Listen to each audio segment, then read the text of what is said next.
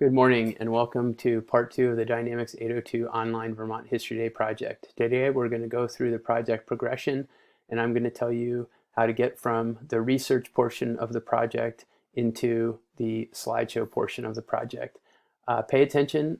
If you have any questions, don't hesitate to be in touch. There's a lot of information in this recording, and if you need to, you may want to watch it twice.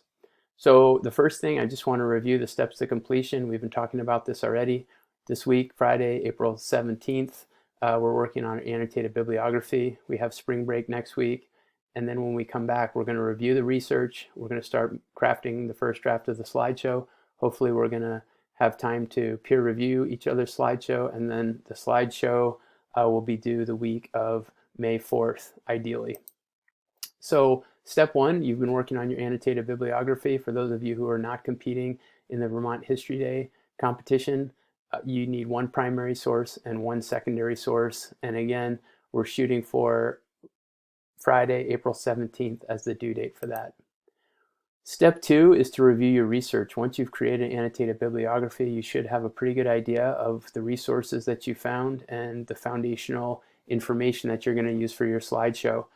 But after you submit your bibliography, it's important that you, again, review that research and make sure you have enough to create a really solid project.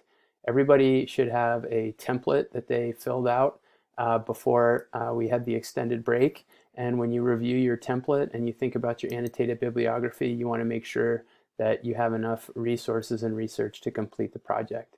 So that's step two. Step three is you're going to choose a level of presentation that you would like to go for. And I'm going to explain that right now.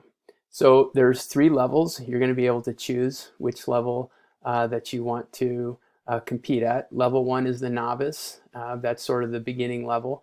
And if you notice, under each section there's some directions and they're all similar. If you choose level 1 novice, you make a copy of the presentation, you label it with your last name, _ Vermont History Day. Then you'll have, once you finish your project or get a rough draft, you'll have at least one peer review your work, you'll review the rubric, and then you'll submit a final project.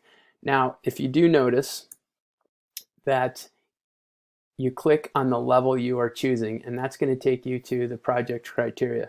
So for example, if you choose level 1, you will come over here, and I'm going to share the slideshow with you, and you click on level 1 novice.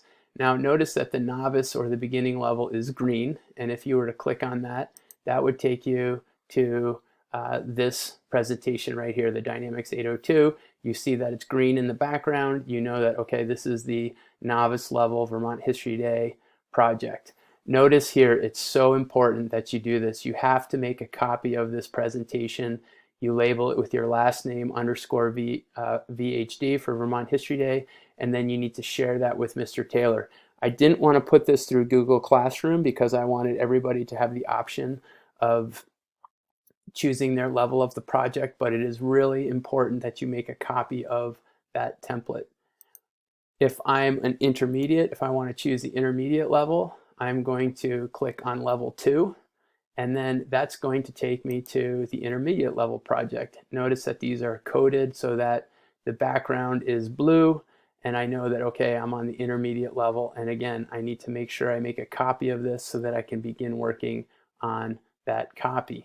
And then last, if I want to shoot for the expert level, if I want to really challenge myself, I'm going to click on level 3, expert, and that's going to take me to the expert presentation, and I know that I have to make a copy of that, and then I know that I can start working in that workspace on my individual copy.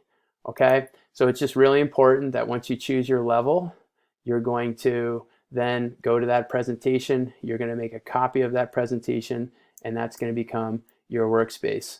Once you have your workspace established, you're going to start working on the slideshow.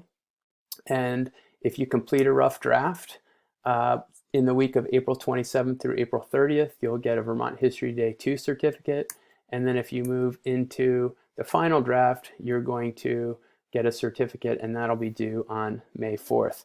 So again, it's really important today that you're thinking about, hey, what level do I want to challenge myself with? I want to make sure I review my research. I want to choose my level. I want to make a copy of that project, and then that's where I can start working on my Vermont History Day work. All right, if you have any questions, don't hesitate to be in touch. I appreciate your watching. Thanks very much. And let's all work hard on this project. Thank you.